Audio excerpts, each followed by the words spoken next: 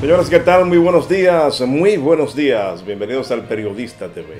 Yo soy Edwin de la Cruz, yo soy el periodista y hoy es martes 2 de junio del año 2020, a tan solo unos 34 días para las elecciones presidenciales de la República Dominicana y también congresuales, donde los dominicanos y dominicanas tendrán la oportunidad de elegir quienes dirigirán los destinos de este país, desde la presidencia de la República y desde el Congreso Nacional, de miras a producir un cambio. Aquellos que estén buscándolo, aquellos que quieran mantener la estabilidad en el país, aquellos que estén procurando mejores beneficios para la nación, deberán ir a votar, señores, el próximo 5 de julio. Se está organizando todo, se está preparando todo para este proceso electoral, de modo tal que sea seguro y que sea sobre todo un tiempo donde uno pueda ir a votar con tranquilidad y paz, sin temor de que haya que suspender las elecciones, sin temor de que se hable de fraude, sin temor de que se hable de boicot y por supuesto que vayamos a votar con seguridad, porque recuerden ustedes que el COVID-19 no se ha ido de República Dominicana. El COVID sigue aquí, para que lo sepan, señores. Para que lo sepan. Así es, señores. Y bueno, esta semana continúa ya con la aprobación por parte del Senado de la República de 12 días más para el estado de emergencia y como consecuencia la autorización de toque de queda que ya fue emitido mediante decreto por 12 días más, o sea, hasta el día 13, si no me equivoco, 13, 14 o 15, seguirá el toque de queda en la República Dominicana con las mismas limitaciones que existen hasta este momento. Toque de queda a las 7 de la noche hasta las 5 de la mañana, de lunes a sábado, y los domingos de 5 de la tarde a 5 de la mañana. Mantenga usted la prudencia, también se mantiene la sugerencia de distanciamiento social, si no tiene que salir de su casa no salga, etcétera, etcétera, etcétera. Bueno, señores, recuerden seguirnos en nuestras redes sociales, El Periodista RD, en Facebook e Instagram. Es importante que nos apoyen. Usted va a nuestra página y le da me gusta a la página, o le da a seguir también, tanto en Instagram como Facebook, @El Periodista RD. Y, por supuesto, no deje de visitar nuestro YouTube, Edwin El Periodista RD en YouTube. Allí ustedes podrán ver todos nuestros trabajos periodísticos y muchas informaciones más. Y de paso invitarle a que se suscriban. Suscribiéndose también nos apoyan cada día. Vamos a presentarles, señores, de inmediato la frase célebre para este día. Veamos.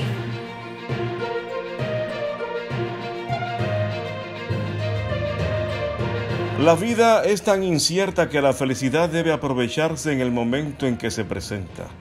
Pensamiento de Alejandro Dumas. Repito, la vida es tan incierta que la felicidad debe aprovecharse en el momento en que se presenta.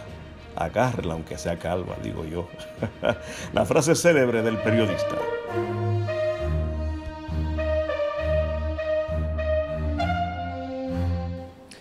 A continuación, algunas de las principales informaciones del periodista.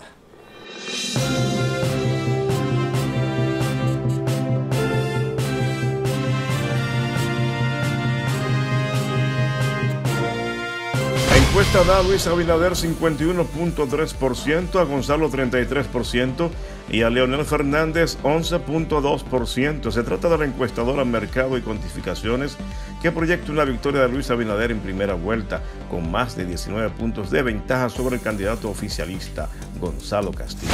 El candidato presidencial del Partido de la Liberación Dominicana, Gonzalo Castillo, aseguró hoy que ejecutará en su gestión de gobierno a partir del 16 de agosto de este año el más ambicioso programa de construcción de obras públicas de la historia, con el objetivo de recuperar la crisis económica en que nos ha sometido COVID-19, reactivar la economía, generar empleo y crear oportunidades para todos los dominicanos, indicó. enfatizó que con este plan se activará la rueda de la economía. Más obras crean más empleos generan más consumo significa más producción, dijo Gonzalo Castillo. Pese a que este año el crecimiento se verá afectado por la pandemia, les aseguro que en pocos meses estaremos registrando de nuevo las tasas de crecimiento más elevadas de la región, alcanzando hasta el 8% para el 2021. Lo vamos a lograr con un plan de infraestructura sin precedentes que llevaré a cabo en mi presidencia y para lo cual invitaré al sector privado para que me acompañe.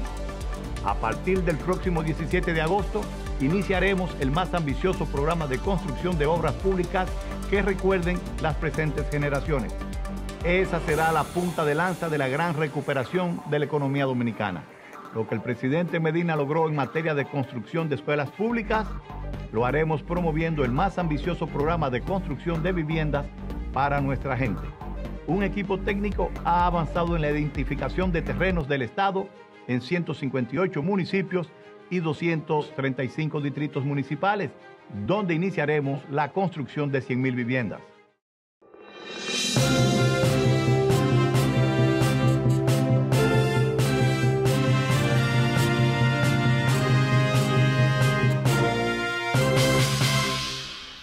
Una cola de unos 700 vecinos atraviesa el barrio. Esperan recibir comida para sus familias. Las colas del hambre se han convertido en una realidad para miles y miles de personas en España. La pobreza se ha disparado durante la pandemia. Asociaciones de vecinos como esta en Madrid distribuyen alimentos para los más necesitados. Sí es triste vernos en esta situación donde estamos bien, donde podemos trabajar, donde podríamos salir a trabajar y en medio de la situación no lo podemos hacer y nos toca recurrir a esto.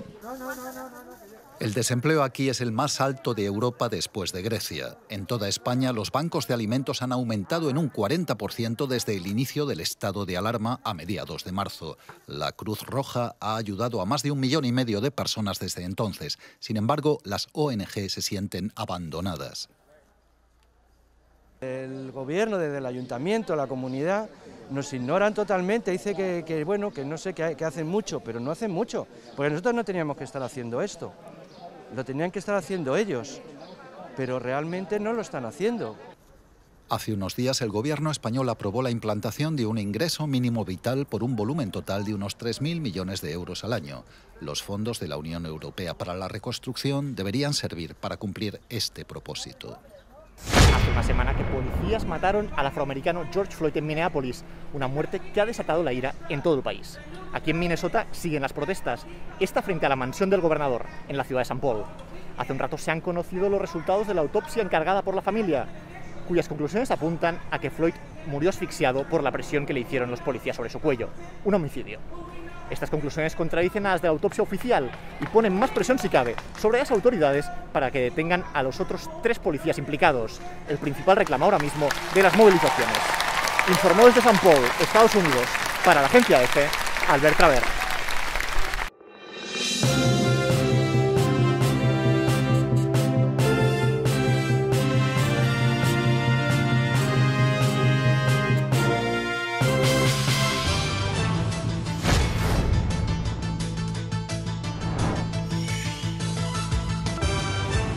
Las mascarillas para salir de casa son obligatorias, tomando en cuenta lo siguiente. Las personas sanas, es decir, negativas o sin sospechas de contagio, pueden usar cualquier tipo de mascarillas, incluyendo las de tela. Los contagiados de COVID-19, sintomáticos o asintomáticos, y los cuidadores de contagiados y vulnerables deben usar mascarillas quirúrgicas o mascarillas N95. Las mascarillas quirúrgicas evitan la dispersión del virus al estornudar, toser o hablar. Las mascarillas N95, además, filtran el aire y evitan que los contaminantes entren a nuestro cuerpo. Si no cumplimos, no avanzamos. Contra el coronavirus, el héroe eres tú.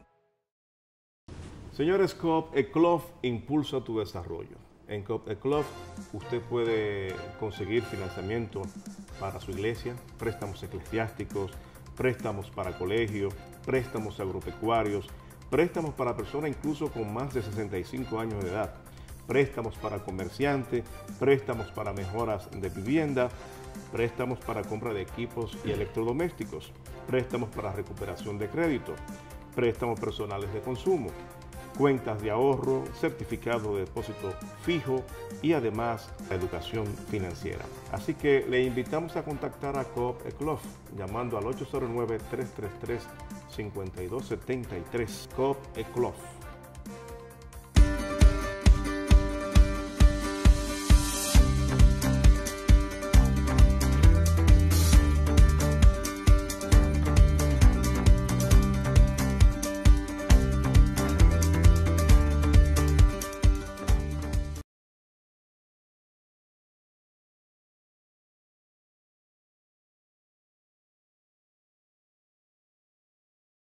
Principales informaciones nacionales e internacionales, comentarios e entrevistas en El Periodista TV con Edwin de la Cruz.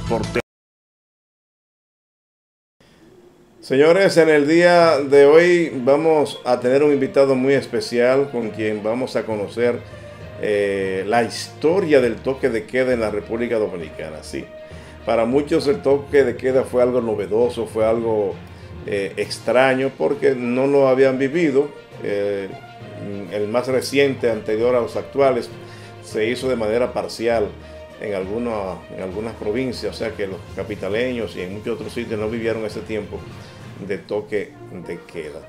Así que hoy tendremos a un invitado muy especial, así que les invito a que se queden con nosotros para que ustedes oigan de este historiador dominicano, miembro de el grupo de historiadores de la República Dominicana, hablar de las cuarentenas y los toques de queda en nuestro país y mucho más. Vamos a conversar con él. Miren, señores, definitivamente estamos a poco más de 30 días para las elecciones. El país está concentrado ya en este tema de perfilarse por quién van a votar, por quién no. Y definitivamente la política ya está por encima del tema del COVID-19. Y gracias a Dios, señores, gracias a Dios, hay que decir que el COVID-19 tiene 2 días que no nos arrebata vidas. Eso es, sin lugar a dudas, una gran bendición. 2 días que no nos arrebata vida el COVID-19. Aunque está presente, hay disminución, hay incremento de los que se recuperan. El último informe de ayer dice que son 17.285 los que han sido afectados desde el inicio. No que hay 17.000, lo repito, no hay 17.285, sino que esa es la cantidad que se ha reportado desde el inicio de la pandemia en nuestro país. Han fallecido 502, se mantiene este número desde hace 2 días, 10.893 recuperados. Es buena esta noticia. Entonces, la política realmente ya está por encima del tema del COVID-19. La gente está promoviendo de lleno sus candidatos, siguen la guerra de las encuestas. Diferentes encuestas dan ganador a uno en primera vuelta, Luis Abinader con un 50 y tanto %. Otra encuesta da prácticamente un empate técnico y mandaría a una segunda vuelta, hablando de más o menos 30 y tanto, 40 y tanto % para uno y casi la misma cantidad para el otro candidato, mientras que a Leonel Fernández le atribuyen un 10 y un 15%. Lo cierto es, señores, que este escenario tendrá que aclararse pronto. Tendrá que aclararse pronto porque, en definitiva, el tema de la división del PLD como que trajo una situación en la que los dominicanos y las dominicanas ya perdieron de vista a lo que estaban acostumbrados. Siempre se perfilaba con tiempo quién podía ser el ganador y eso se veía desde sin necesidad de consultar las encuestas ni ver las encuestadoras haciendo su trabajo, pero en esta ocasión hay mucha incertidumbre, hay mucho juego con este tema de las encuestas, cuál dirá la verdad, cuál no, cómo la maquillan o cómo no la maquillan. Lo cierto es, señores, que debemos estar preparados y este es un tiempo importante. Vaya reflexionando en su cabeza, vaya reflexionando en el interés de la patria. y vote por su candidato de la preferencia. Yo particularmente estoy haciendo un análisis bien profundo y estoy pensando en la necesidad de que el país debe continuar por caminos de seguridad, de tranquilidad, que no se produzcan cambios bruscos en la dirección de los destinos de nuestro país, porque yo entiendo que podrían ser bastante perjudiciales. Pero usted tome su decisión. Yo siempre he dicho, el dominicano y la dominicana, el 16 de mayo iba a decir, el día de las elecciones es cuando ejerce su poder, ejerce su autoridad, es cuando dice, miren, yo soy el que manda aquí, el que va es fulanito o fulanita. Así es que debe ser. En definitiva, sumamente interesante el proceso electoral que se avecina. Parece que no va a haber el más mínimo obstáculo para que se lleve a cabo el 5 de julio, porque es que esta desescalada está dando demostración de que en el país se está controlando el COVID-19. Algunos vociferan y dicen que no es así, que hay demasiado COVID en las calles, pero bueno, nosotros dependemos y preferimos creer las estadísticas oficiales a aquellas que van inventándolas y van diciendo números que no son realmente, ni siquiera tienen los datos reales, sino que se lo suponen. Un método de mucha seguridad en la mascarilla. En definitiva, creo que más que cualquier medicamento en este momento y la vacuna que aún no existe, el control para nosotros no enfermarnos es el uso constante de las mascarillas, distanciamiento en los diferentes lugares, no permanecer mucho tiempo en lugares con aire acondicionado, porque es que el aire se recicla ahí y quién sabe lo que pasa.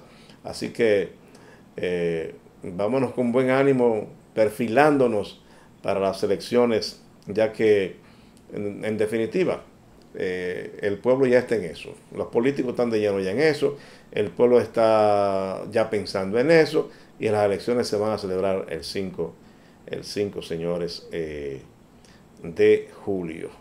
Mi mes, porque ese es el mes en que yo cumplo años. Va a ser extraordinariamente interesante, señores. Y, señores, miren, algo curioso. Un video captó a dos diputados que casi se van a los puños. No se explica qué pasó ahí, pero miren ese video, no se explica qué pasó ahí, pero sí se produjo un forcejeo, ¿verdad? ¿Y qué habrá pasado?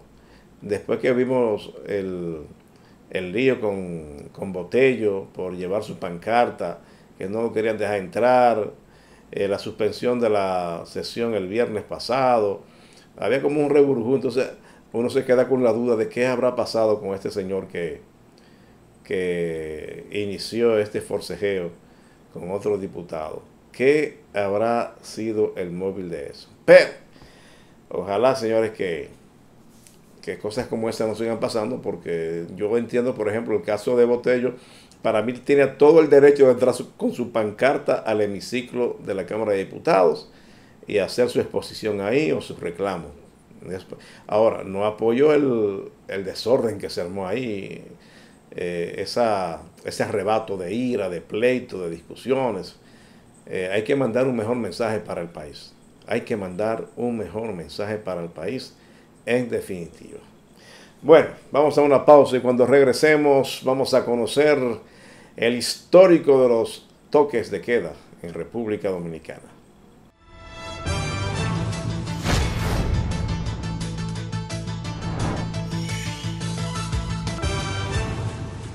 Los dominicanos nos levantamos con las siguientes precauciones. Las mascarillas son obligatorias. El toque de queda de lunes a sábado de 7 de la noche a 5 de la mañana y domingos de 5 de la tarde a 5 de la mañana.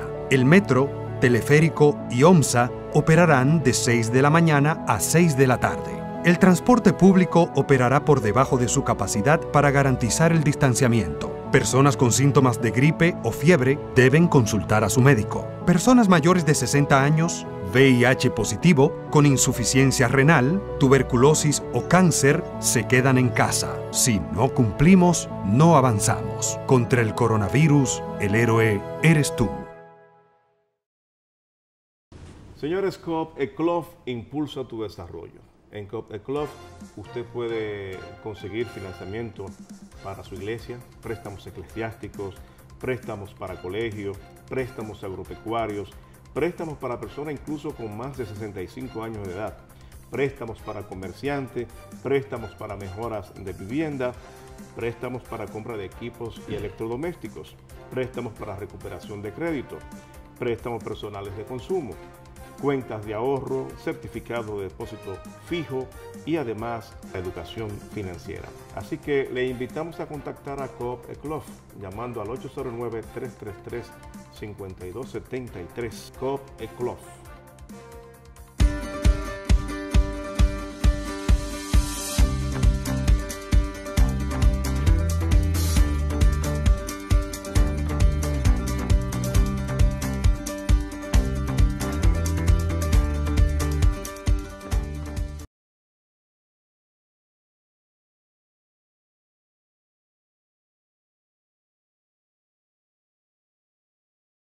Principales informaciones nacionales e internacionales, comentarios e entrevistas en El Periodista TV con Edwin de la Cruz. Amigos, recibimos al doctor Werner Darío Félix, un historiador, es una persona que conoce temas muy importantes de la historia dominicana, y para el día de hoy le hemos traído para un tema que para mí es trascendental, porque la gran mayoría de los jóvenes de 18 años, sino de más edad, digamos que de los 84 para acá, nunca habían vivido el tema de un toque de queda. Para muchos, esto es una experiencia nuevecita. Bienvenido, Werner Darío Félix. ¿Cómo te sientes? Siempre un placer, Edwin. Gracias. Estoy muy bien. Gracias, Nino, por la invitación a su programa aquí. Tú sabes que ustedes. Werner ya es un vínculo familiar, porque donde yo vivo, viven sus tías y tíos también. Sí. Y tenemos un tiempo, o sea, conociendo, trabajamos una vez juntos y siempre está con mira, Werner es miembro de la Academia Dominicana de Historia, miembro de número, ¿no? Miembro de número ya. Sí, no, miembro de número, porque hay miembros correspondientes que son los que están en el turno esperando, pero ya Werner es miembro de número. En el turno. En el turno. Están ahí. Están ahí, pero están en el turno. Es un gran honor, un gran honor. O sea, como quiera es un gran honor, sí. Pues si tú en turno entras en como quiera. Entonces, trabaja como en el Senado, en una de las direcciones legislativas, autor de varios textos de historia, entre ellos textos sobre su pueblo de Cabral, y tiene uno sobre los toponimios, ¿no? Así que se llama. Bueno, sí, la toponimia dominicana. Toponimio dominicano, que es interesantísimo. Este distinguido caballero dominicano, historiador, con él vamos a conversar en el día de hoy sobre un tema que ya es de un avanzado. La República Dominicana ha tenido una historia muy accidentada de fundación de la República en 1844. En ese periodo han sucedido casos que la nación ha tenido que, por fuerza mayor, ha tenido que suspender sus actividades. Es el llamado toque de queda. Sí. Y es una acción que para muchos es extraña, como dice Edwin, bueno, ¿qué es esto? ¿Por qué paran la nación? ¿Por qué se para todo? Entonces, nosotros queremos pues hacerle un aporte al país y a la nación con este distinguido historiador dominicano que nos hable de lo que han sido en la República Dominicana los toques de queda. Werner. Claro. Sí. Yo quiero, Werner, antes de que tú comiences a hablar, que en la edad que yo tengo, si se produjo un toque de queda, yo todavía no tenía la plena conciencia de qué era eso. O sea, quizás yo no estaba en mi mayoría de edad, en el pleno acción, sino que estaba bajo el control de mis padres todavía. Así que vamos. Eso depende. Tú, en el 98, tú tenías cercano a... el 98. ¿Qué pasó en el 98? Bueno, cuéntame, a ver. En el 98 se produjo el último toque de queda en el país. La diferencia de ahora era que fueron toques de queda regionales y provinciales. Ah, ok. Dependiendo dónde hizo más efecto el huracán George, de aquel 22 de septiembre. Sí, correcto. Pero mira, en el 1998 tuvimos uno de los toques de queda más largos de la etapa contemporánea, que fue en la región este de unos 74 días. ¿En la región este? En el este. ¿De qué hora fue? En un principio era a las 8 a 6 de la mañana y después se varió de 10 a 5 de la mañana. ¿Tú hablas de qué año, güey? 1998. 98.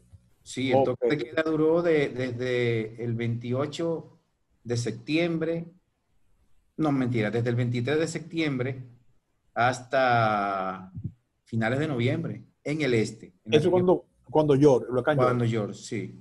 Cuando George. O sea, si ese toque de queda no afectó al Distrito Nacional o en ese entonces, por eso yo no lo recuerdo, o sea, no lo viví, sí. afectó. No lo viviste tal vez porque solo duró un día. ¿No? En el Distrito Nacional solo fue un día, que fue la noche del huracán, y ya no hubo más toque de queda. Ahora, en San Cristóbal y en Puerto Plata y en algunos pueblos del Cibao, se prolongó hasta el 26, 28. Pero donde realmente el toque de queda llegó lejos, llegó largo, fue en el este. Desde Atomayor, San Pedro, hasta Higüey, con todos los pueblos. Se enmarcaba dentro de lo que es una medida de protección del turismo de la época, que estaba floreciendo en esa zona. La zona, claro. Sí. Entonces nos remitimos a que el toque de queda más reciente, antes de los actuales, fue en 1998. El más reciente fue en el 98, exactamente. Quizás tú tienes este dato. Sería interesante. Sabes que en este momento, para el toque de queda, el gobierno tiene que contar con la autorización del Congreso. Sí. Entonces, el Congreso tuvo que reunirse y darle poderes al gobierno de entonces. No, lamentablemente en el 1998 y en el año 1979 fueron toques de quedas dictados solamente por el Poder Ejecutivo sin autorización del Congreso. En realidad fueron toques de queda desde el punto de vista constitucional inconstitucionales, porque los toques de queda son restricciones de la libertad de tránsito. Claro. Y en el 98 y en el 9 no se dio esa autorización por parte del Congreso. Leonel Fernández lo hizo a las 8 de la noche del 22, decretó el toque de queda sin que el Congreso lo haya autorizado previamente. Esa es la realidad. En el 98, pues. En el 98. Ahora, a las 8 de la noche dictó el toque de queda. Dándole rueda a la historia para atrás, ¿qué dice el historiador de los toques de queda en República Dominicana? Mira, primero hay que diferenciar que hasta 1908, las restricciones y la movilidad interna estaba, diríamos, focalizada a que sea establecida por los ayuntamientos. Y principalmente se asociaba a la existencia de pandemias. Entonces, en el año 1908 se dictó la Ley de Sanidad y se creó una junta provincial y una junta nacional, que eran los que dictaban las reglas para establecer las limitaciones de movilidad interna entre pueblos y dentro de la ciudad. Eso fue en el 1908. Previo a 1908, quien dictaba los toques de queda eran los ayuntamientos en caso de pandemias. ¿Los ayuntamientos? Sí, eran los ayuntamientos. Antes de 1908. Bueno, escúchame, todavía están 2 o 3 de ellos llamando a emergencia. Sí, lo cual no es correcto. No es correcto. Sí. Ahora, el Congreso tenía la facultad de declarar el estado de sitio y cuando había pandemia, el presidente de la República podía disponer la limitación de entrada al territorio nacional. La limitación de entrada. En ese sentido, la primera gran prohibición que se produjo de entrada al país se hizo en febrero de 1854 y se estableció una cuarentena que duró 1 año y 6 meses. 1 año y 6 meses. 1 año y 6 meses, solo que fue variando de puerto de origen. Por ejemplo, al principio se impedía que entraran los que viniesen de Curazao y luego se le permitió entrar como en abril. Luego se prohibió que entraran los de Venezuela y terminaron prohibiendo la entrada de los que viniesen de las islas turcas. El gobierno ¿De qué se estaba cuidando el país en ese entonces? El cólera. Del cólera morbus. Del cólera. Entonces, tú sabes que quiero entender que el tiempo de la cuarentena es más largo, porque entonces las informaciones llegaban con mucha lentitud. O sea, cuando llegaba aquí al país una información, algo estaba pasando en alguna de las islas, ¿qué tiempo pasaba? ¿Semanas? ¿15 días? Era complicado. Normalmente, dependiendo la movilidad, porque los barcos normalmente duraban una semana para llegar aquí desde Curazao, pero no era que salían inmediatamente, sino que duraban allí una semana detenidos, iban a otros puertos. Una comunicación podía durar para llegar al país entre una semana y un mes, dependiendo el lugar. En el ámbito interno incluso, un dragón, que era como se denominaba a los carteros, podía durar entre pueblo y pueblo una semana para llegar a una comunicación. Una semana. En esa época, y hasta más, dependiendo. Entonces, sí, es cierto, como tú dices, a veces cuando venían a llegar las informaciones, ya habían entrado varias personas con las enfermedades. Las cuarentenas no eran 40 días. Normalmente, al principio, Pedro Santana prohibió la entrada de los barcos, definitivamente. Luego lo flexibilizó y tenía que durar fuera del puerto unas 2 semanas hasta que un inspector pudiese determinar que ciertamente no había el cólera morbus en la embarcación. Así fue que operó. Y duraron en esa cuarentena desde febrero del 54 hasta agosto del 55. 1855. 1855. Un año y tanto. Sí, 1854 y 1855. Estamos hablando del siglo XVIII. Esa fue la primera cuarentena conocida. Estamos hablando del siglo XVIII. 19. 19. Ah, sí. 19. Correcto. 19, Edwin. 19. Sí. 19, sí. Siempre un año arriba. Este siglo XXI no tiene acelerado. ¿Y qué otros episodios, qué otros momentos de toque de queda hemos vivido? Bueno, para hacer un recorrido rápido de las cuarentenas y los toques de queda y también las prohibiciones de libre tránsito que hemos tenido en el país, en el año 1881 se desató en el país la presencia de la pandemia de viruela. Sí, la viruela. La pandemia de viruela era muy delicada. El primer brote se detecta por los predios de Puerto Plata y era normal, era una ciudad portuaria. Y de ahí se trasladó a Santiago. Ya hacia 1883 se detectó en Barahona. Entonces, tanto los municipios de Puerto Plata como de Santiago establecieron cuarentenas y establecieron prohibiciones internas de movilidad. Esto implicaba, por ejemplo, que la gente que vivía en Puerto Plata no podía ir a Santiago. Y si una persona iba al mercado de Santiago era revisada, era vigilada, que no estuviese enfermo. Y los que estaban enfermos eran aislados.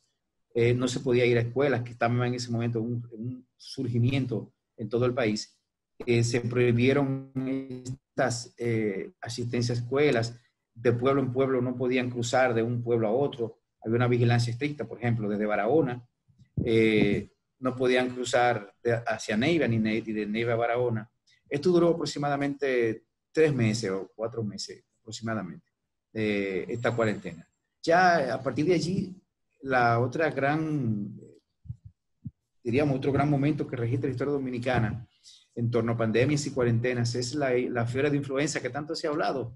La influenza, correcto, sí. La influenza española, que se detecta en el país a inicios de octubre de 1918. Y precisamente hay un poquito de dispar en las opiniones por dónde entró. Algunos dicen que entra por la frontera, otros dicen que entró por el puerto de Barahona. El caso de Fran Moyapons, que ha hecho una investigación al respecto, Virgilio Gotoró. Pero definitivamente entró por algún sitio y hizo estragos en el país. Lo que sabemos es que ya, por ejemplo, a mediados de octubre, el día 12 de octubre específicamente, de 1918, había una prohibición de que la gente de Duvergé pasase a Barahona, de que la gente de Neiva pasase a Barahona. Se prohibieron las clases en las escuelas, se cerraron los mercados en Barahona y en toda la región. Y a finales de octubre, mejor dicho, el mismo día 12 se prohibió el cruce por la frontera y a final de octubre se prohibió que los habitantes del sur entrasen a Santo Domingo. En diciembre del 1918, Santo Domingo cerró. O sea, la ciudad de Santo Domingo prohibió, igual que ahora, la visita a parques, prohibió que la gente se hiciese reuniones con eventos sociales, prohibió ir a misa a las iglesias y prohibió la movilidad en las calles. Agrupamiento de personas. Exacto. Igual que ahora. El Estado lo prohibió. Igual, exacto. Y ya para enero. 100 años después. 100 años después. Exacto. Para enero, entonces, se prohibió en La Vega y en Santiago, en donde hizo muchos estragos. Porque al principio los veganos como que medio descuidaron el asunto y lo golpeó bastante. Posteriormente, pues, se fue desvaneciendo y se hacían, diríamos, cuarentenas esporádicas en algunos pueblos cuando apareciese un brote. ¿Welder tiene cifras de muertos de cuarentena? Sí, claro, 1867 muertos en 1918 en República Dominicana. Pero en el mundo, entre 20 millones y 50 millones de muertos. En el mundo completo. Wow. En el mundo. La influencia. Werner, y una pregunta. Has estado hablando de las cuarentenas. ¿Esas cuarentenas estuvieron acompañadas de toque de queda? Sí, porque no podían salir de noche, ni tampoco podían salir de un pueblo a otro. O sea, tenía restricciones. No podía, habían horarios, solo que esa movilidad, quien la prohibieran los ayuntamientos, como yo dije al principio. Sí, el Estado en sí lo que prohibía la movilidad de un pueblo a otro, la salida del país y bueno, también el cruce de la frontera. Pero los ayuntamientos prohibían que las personas saliesen a una hora determinada, que no se reuniesen en lugares determinados, más o menos similar a como tenemos ahora. Así más o menos funciona. Entonces, subiendo más arriba en el siglo XX, en 1908, subiendo la invasión norteamericana, subiendo Trujillo, subiendo más, no hubo cuarentena, no hubo. Y claro, lo interesante de todo esto es, y es bueno señalarlo, que nosotros teníamos 100 años que no hacíamos una cuarentena por pandemia. Es bueno que el pueblo dominicano lo sepa, porque la última pandemia que sufrió el pueblo fue la de 1918, 1919, y luego un brote que hubo de viruela en el 1920, pero menos intenso. Pero después de eso nosotros no tuvimos cuarentena, ni tuvimos ningún tipo de toque de queda relacionado con pandemia. El siguiente toque de queda conocido, formal, porque habían algunos toques de queda informales durante la etapa trujillista que ya eran, ¿verdad?, impuestos por el propio Trujillo en el control. Sí. Se produjo... Eso eran políticos, ¿verdad? Políticos, sí. El siguiente toque de queda conocido, registrado oficialmente en la historia dominicana, se produjo el 28 de noviembre de 1961. 61. ¿En ocasión de qué se produjo entonces? Después de la muerte de Trujillo, después de la salida de la familia. Sí. Se desató en el país todo eventos que fueron duros, difíciles, y Balaguer pues dictó un toque de queda, pero con la particularidad de que solo era para San Cristóbal. ¿Cómo? ¿Por qué? Bueno, por los eventos que se desataron en San Cristóbal, realmente fueron unas oposiciones un poco duras. Bueno, Trujillo era de ahí, ¿no? Sí, bueno, era de ahí, sí. Pero al otro día lo dispuso para el Distrito Nacional también. Ok. El 29 de noviembre, que ya allí, en este momento, fue por disturbios. Y vamos a decir que entre 1960 y 1965 fueron comunes los toques de queda. La gente se acostumbró. Evidentemente que sí. Eran muy frecuentes. Sí, frecuentes. Por ejemplo, en el 62 se decretó un estado de emergencia que políticamente, todavía en el 66, lo invocó el presidente Godoy en septiembre de ese año, del 65. Y la declaratoria de estado de emergencia del 62 sirvió para decretar un toque de queda en diferentes momentos. Por ejemplo, ante un movimiento de la universidad se declaró un toque de queda en Santo Domingo por 24 horas. En Santiago se declaró un toque de quedas. O sea, fueron frecuentes, fueron bastante recurrentes por la inestabilidad política. Con el derrocamiento de Juan Bosch, el 25 de septiembre, la junta de militares que asumió el poder en esos días, hasta el día 30, cuando el triunvirato hizo acto de presencia, declaró el toque de queda, desde las 6 de la tarde hasta las 5 de la mañana. Y luego, el triunvirato también asumió el mismo toque de queda y declaró un toque de queda y en las mismas condiciones durante todos estos meses. Ya posteriormente, con la guerra de abril, no hubo toque de queda formal, pero las tropas norteamericanas sí establecieron toques de queda. Impedían que la gente saliera después de las 6 de la tarde y que se hiciese movilidad y entrara a lugares. Y en septiembre de ese año, el presidente Godoy pues dictó un toque de queda del 24 de septiembre que duró unas 2 semanas hasta mediados de octubre del 66. Pero eso fue luego de la firma del acuerdo de paz. Luego de la firma. Sí, porque realmente se presentaron momentos de mucha inestabilidad política en septiembre de ese año. Realmente, y él dictó el toque de queda para evitar ciertos disturbios, porque de noche, según lo que establece el decreto y las documentaciones en que se basa, habían ciertos ataques de ciertos sectores opuestos al movimiento que siempre lanzaban bombas molotov y una que otra disparos y hacían algunos otros desórdenes en septiembre de ese año. Y pues él declaró el toque de queda que duró, como les decía, un par de semanas. Pero, como les decía, entre el 61 y el 65 era algo normal. La gente lo veía como... La gente ya lo tomaba a la ligera, los toques de queda. Lo ligera. Lo cierto es que para muchas personas, dígase jóvenes entre 18 y 30 años, para ellos ha sido una experiencia realmente novedosa, tan nuevo como lo ha sido el tema del coronavirus, tan nuevo como ha sido la pandemia a nivel mundial, lo ha sido el toque de queda en República Dominicana, realmente muy sorprendente. Así es. Una pregunta, los ciclones, el ciclón de San Zenón y el ciclón David, ¿no produjeron toques de queda también? El David sí. El ciclón David sí.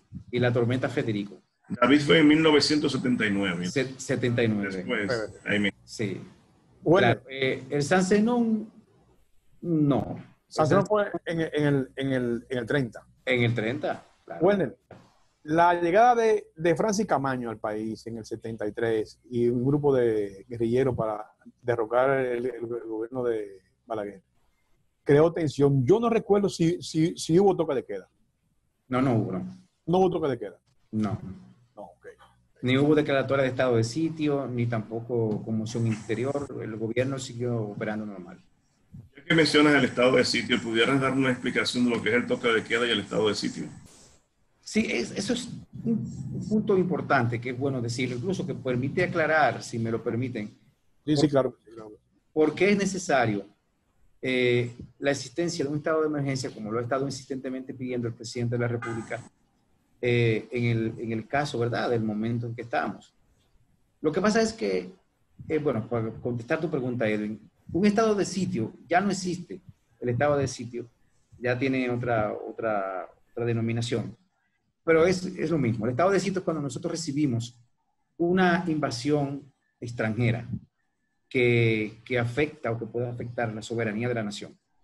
Si recibimos una invasión haitiana o como lo que ocurrió en el 65, eso es un estado de sitio. Y también lo que para el Estado hubiese sido la presencia de Francis Camaño en el 72, porque se trataba en el 73, se trataba de alguien que intentaba, ese es un estado de sitio. El estado de conmoción interior se refiere a una huelga que pues afecte la estabilidad de la vida nacional. Y ahora el estado de emergencia que se asocia a pandemias y a desastres naturales. Entonces, ¿por qué es necesario un estado de emergencia o un estado de excepción? Porque si no existe un estado de excepción, no puede existir toque de queda, porque el toque de queda es una limitación del libre tránsito y solo se puede limitar el libre tránsito bajo dos circunstancias. Si una ley lo prohíbe o lo regula, o si bajo una declaratoria previa de estado de excepción, o en este caso estado de emergencia, el gobierno entonces lo establece. Si no hay estado de emergencia, no es posible.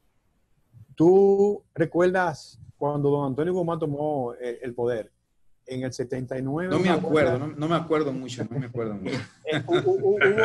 Hubo una huelga de choferes muy fuerte, hubo muertos en 79. Lo leí en los periódicos. Pero te pregunto, ese caso y la poblada del 84 cuando Jorge Blanco, ¿hubo ahí? No, sabes que paradójicamente la poblada del 84, que fueron 2 o 3 días de música, terrible. El 24 de abril, sí. Al término de la Semana Santa, por cierto. Sí, correcto. 24 de abril, incluso ahí murieron más personas que en la talla de la cabeza del Puente Duarte, Nino. Sí. En la poblada del 84. Correcto. Sin embargo, el gobierno no decretó el estado de excepción. Estado de sitio, como era que se llamaba en ese momento. Sí, no lo declaró. Entonces, o el estado de emergencia no lo declaró el gobierno y por lo tanto no hubo toque de queda ni hubo nada. O sea, realmente, paradójicamente, ante una situación como esa, de forma oficial, no asistimos a un toque de queda. No, o sea, el país no se paralizó por esa situación. No se paralizó. No hubo... Sí, en los toques de queda que tú conoces o que tienes ya la referencia histórica, porque el comportamiento de la autoridad era muy similar al actual. Lo siguiente, yo he sido muy crítico del comportamiento de la policía, especialmente. Yo también. Cuando, óyeme, un policía que se mete en una casa a sacar personas de dentro de su casa. Policía que lo llamaron porque supuestamente hay un radio pequeño encendido, la gente está viendo música en su casa, escala hacia la segunda planta, en un escalamiento hacia la segunda planta, entra a la propiedad, coge el radio y se va a coger el radio en la mano. Llega a los lugares y se lleva la silla plástica, la silla de playa, vehículos tipo motocicleta que están parqueados en su parqueo, porque ese es el parqueo de ellas, en ese lugar donde ellos viven, lo agarran y se lo llevan. Entonces, yo digo, pero ¿qué es lo hasta un chivo que está cocinando una gente. Un chivo. Mira, tiene razón. Para mí es increíble todo esto. Entonces, ¿cuál es la situación en ese entonces comparado con la situación actual? Y de una vez tu opinión, por favor, de si está correcto o no lo que están haciendo, lo que hicieron, porque yo espero que no lo sigan haciendo ya. Bueno, te voy a decir, es en lo absoluto incorrecto. Lo que se está haciendo ahora es realmente desborda todos los escenarios legislativos y todos los escenarios del comportamiento social. En primer lugar, si nosotros leemos la ley 2118, que es la ley que regula los estados de excepción, no aparecen ningún tipo de sanciones para quien viole un toque de queda. No hay sanciones. Ni siquiera dice que hay que apresarlo. No dice nada. Nada dice. Eso. No lo dice. Simplemente establece que quien violente esto será sancionado según lo que dice la ley. Y ninguna ley dice ni que hay que apresarlo, ni que hay que ponerle multa. Ninguna ley lo dice. ¿Tú quieres decir que nunca se hizo la ley para complementar eso? No. Porque lo que pasa es que hay que entender algo. Cuando la ley 2118 se hizo, se estaba estudiando también el Código Penal. Y el Código Penal sí establecía sanciones para este tipo de violaciones. Entonces se hizo una conexión con el estudio del Código Penal. en el 2018. Y pues al Código Penal no será aprobado por las razones que ya sabemos, los impases que hay, vamos a decirlo, los impases que hay con el asunto del aborto, pues no se completó la conexión legislativa. Por lo tanto, en el Código Penal actual ni en ninguna ley podemos encontrar lo que se denomina en técnica legislativa una referencia externa que permita aplicar el incumplimiento del estado de excepción. Benigno, no existe una ley actual que lo permita aplicar. No hay una ley que diga, como dicen ustedes los abogados, que diga taxativamente esto y lo otro. No lo hay. No lo hay. Incluso el juez, José Alejandro Vargas, lo dijo públicamente. Resuelvan eso, que esas multas son incorrectas. Entonces eso es arbitrar. No, es que los usos y costumbres no pueden ser sujetos de una aplicación de una ley. Claro que no. Sanción penal, nunca. Claro. El juez le dijo, resuelvan eso, que esa multa es incorrecta. Sí, el juez lo dijo. Las galletas, y las galletas que le dieron los policías a personas detenidas. Ahora voy. Eso es nuestra limitación absoluta. Ahí sí hay una violación a los derechos fundamentales. Perdón, que mi perrita acá. Falta el programa. Estamos en la misma condición, no te preocupes. Es un comercial. Parece que alguien llegó. Comerciales. Sí, un comercial. Resulta que eso es completamente limitado. La ley ni la Constitución le permite a la autoridad policial, porque no es militar, llegar a ese punto. Sí le puede permitir, en casos específicos, penetrar al domicilio de la persona, si es necesario, pero no esas habitualidades que señala Edwin, de llevárselas hasta el gato. No, claro que no. Hasta un caldero de locrio. Sí, chivo. Un chivo.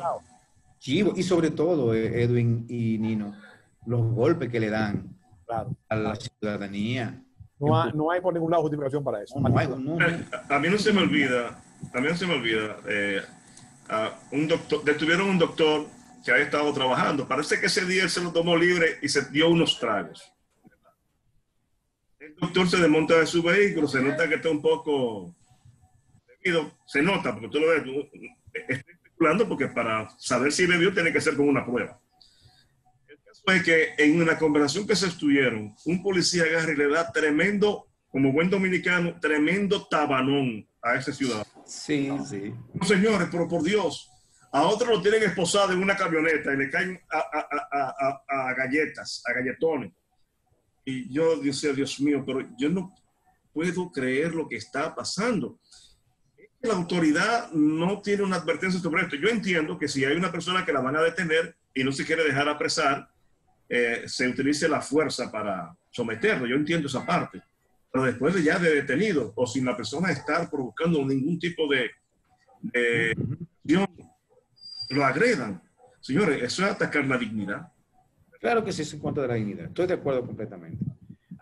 Yo, incluso en chanza, yo he dicho, la policía le está dando rienda suelta a sus instintos.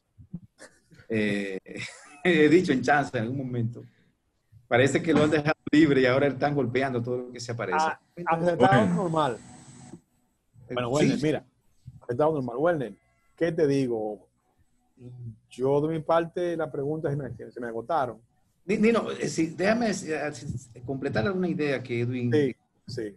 Edwin, mira, no conozco registros de violaciones expresas a la propiedad en la etapa, pero sí de arbitrariedades. Principalmente en el periodo 60 a 65, donde hubo muchas persecuciones, la policía estuvo desbordada también, y miembros del ejército.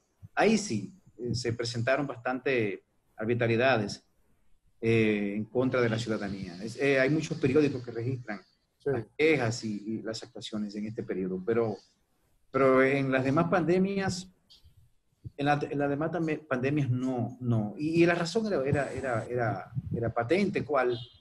El miedo. O sea, realmente enfrentarse a una pandemia como la gripe española del momento era lúgubre, porque hay que recordar, y aquí cierro, no quiero tomarme tanto tiempo, cada vez que se enfermaba alguien, la casa donde esa persona vivía, sea de viruela, de cólera o de cualquier enfermedad grave, era aislada. Incluso le ponían delante